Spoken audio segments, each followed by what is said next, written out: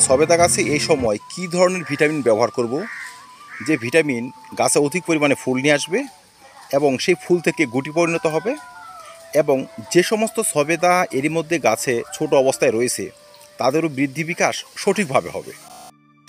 কারণ আমরা যারা টবে চাষ করি, দু চারটে গাছ রয়েছে সীমিত মাটিতে, আমাদের কাছে স্প্রেটি কিন্তু খুবই গুরুত্বপূর্ণ।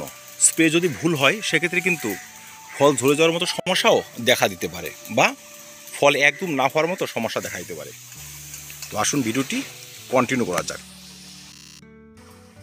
দর্শক খেয়াল করবেন, যে গাছে এখনও ফুল আসেনি সেই গাছের পরিচর্যা একরকম হবে, আবার যে গাছে ফুল এবং ফল দুটোই রয়েছে সে গাছের ভিটামিনও অন্যরকম হবে।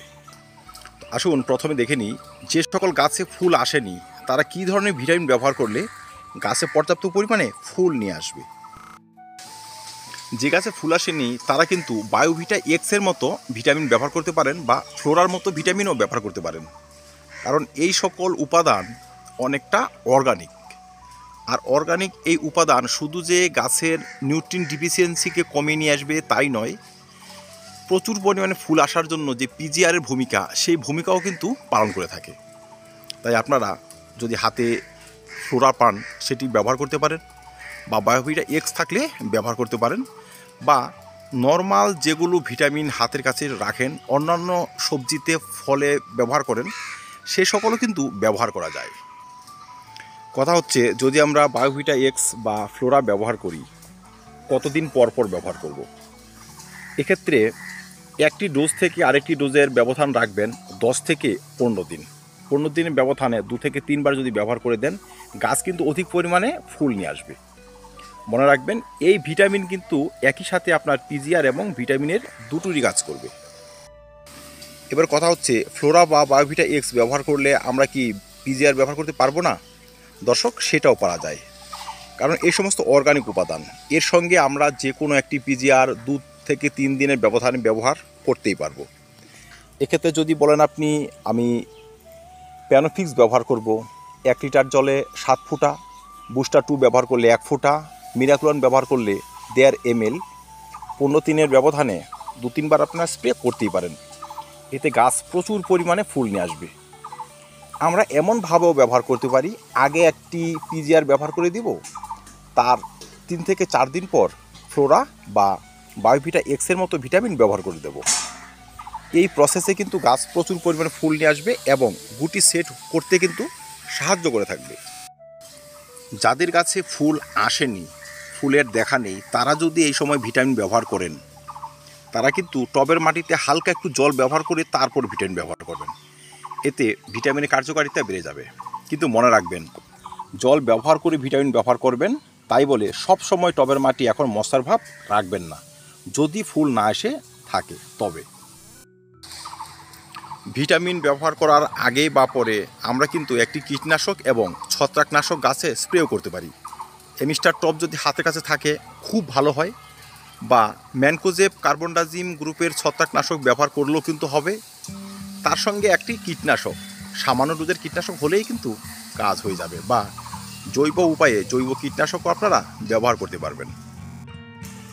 এবার আসুন, যে গাছে পর্যাপ্ত পরিমাণে ফুল চলে এসেছে এবং গাছে গুটি রয়েছে তারা কী ধরনের ওষুধ স্প্রে করব বা কী ধরনের ভিটামিন ব্যবহার করব এই সকল ফুলের ফলে পরিণত হওয়ার জন্য বা গুটির স্বাভাবিক বৃদ্ধির জন্য। দর্শক বন্ধুরা, এই দেখুন আমার এই গাছটিতে বেশ কিছু ফুল আসা স্টার্ট হয়ে গিয়েছে এবং গাছে কিন্তু প্রচুর পরিমাণে সবেদা রয়েছে। কয়েকটি তো এমন আকার নিয়েছে যে এগুলো হয়তো কয়েকদিনের মধ্যে হারভেস্টও করা যাবে। এই দেখুন, হারভেস্টও করা যাবে, এবং কিছু রয়েছে খুবই ছোট। এই যে এমন সাইজ রয়েছে কিছু যেগুলো মার্বেল আকার ছাড়িয়ে গিয়েছে প্রায়। গাছে গুটি এবং ফুল দুই রয়েছে, তাই এই সময় যে ভিটামিনগুলো ব্যবহার করব সেগুলো কিন্তু মোবোমিনের মতো ভিটামিন ব্যবহার করলেই হয়ে যাবে। আপনারা আবার অ্যাগ্রোমিন গোল্ডও ব্যবহার করতে পারেন। আমাদের এখানে লোকালে কিছু ভিটামিন পাওয়া যায়, সেসবও আমরা ব্যবহার করি, রেজাল্ট ভালোই হয়। কিন্তু যেটাই ব্যবহার করেন এই সময় কিন্তু 2 থেকে 3 বার স্প্রে করে দেবেন। কেন স্প্রে করবেন জানেন? এই যে ছোটো ছোটো গুটিগুলো রয়েছে বা ফলগুলো রয়েছে, যারা বেশ কিছুটা বড় হয়ে যাচ্ছে, এদের বিকাশের সঙ্গে সঙ্গে এই যে নতুন ফুলগুলো এসেছে না, এই সমস্ত ফুল থেকে যেন সর্বাধিক পরিমাণে ফলের গুটি তৈরি হয়, সেই জন্য এদের পুষ্টি প্রয়োজন। অপুষ্টজনিত কারণে যদি ফুল ঝরে যায়, সারা বৎসরের পরিশ্রম কিন্তু আমাদের বৃথা। তাই আমরা যদি এই সময় ভিটামিন হিসাবে মোবুমিন 1 লিটার জলে 1.5 গ্রাম সঙ্গে একটু বোরন মিশিয়ে গাছে স্প্রে করে দিই, এই সমস্ত ফুল থেকে কিন্তু সর্বাধিক ফল পরিণত হবে।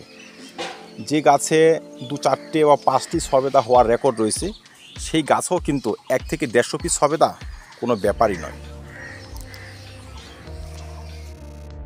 এবার আমাদের প্রশ্ন থাকতে পারে, মোবুমিন ব্যবহার করব বা অ্যাগ্রোমিন গোল্ড ব্যবহার করব, এই ধরনের ব্যবহার করব, তাহলে কি ফ্লোরা বা বায়োভিটা এক্স ব্যবহার করতে পারবো না?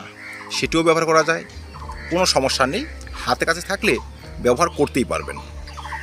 তবে ডিফারেন্সটা হচ্ছে, যেহেতু গাছে এমনিতেই পর্যাপ্ত পরিমাণে ফুল চলে এসেছে, এখানে পিজিআর ব্যবহার না করলেও হবে।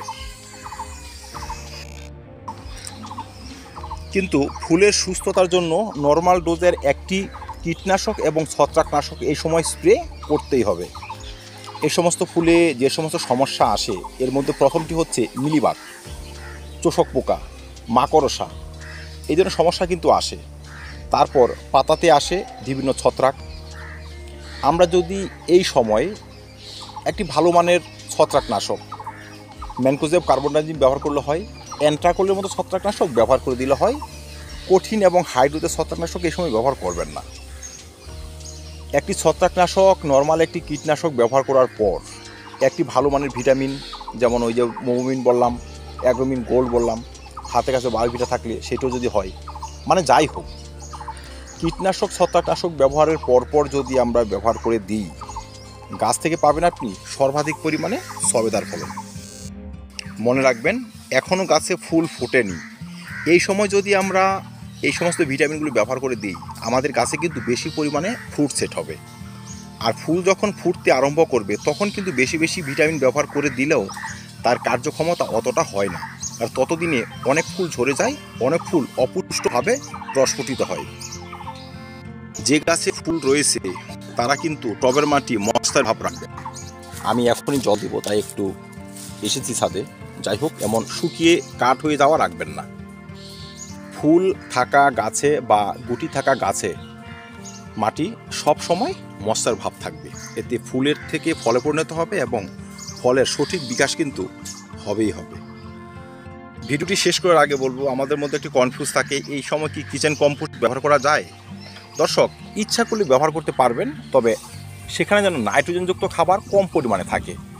সর্ষের খোল-টোল এখন মিশাতে যাবেন না। গাছে পর্যাপ্ত পরিমাণে গুটি সেট হওয়ার পর আপনি সর্ষের খোল সংমিশ্রিত কিচেন কম্পোস্ট প্রতি সপ্তাহে বা 15 দিনে একবার করে ব্যবহার করতেই পারবেন। এতে ফলের আকার যেমন বড় হবে, তেমনই কিন্তু অধিক সংখ্যক ফল গাছে ধরে থাকবে। দর্শক, সবেদা চাষ সম্বন্ধিত ছোট্ট একটি কনফিউজ আজকে দূর করার চেষ্টা করলাম। আশা রাখছি ভিডিওটি আপনাদের ভালো লেগেছে। যদি ভিডিওটি ভালো লাগে, লাইক এবং শেয়ার করবেন, চ্যানেলটি সাবস্ক্রাইব করে পাশে থাকবেন। ভিডিও দেখার জন্য অসংখ্য ধন্যবাদ।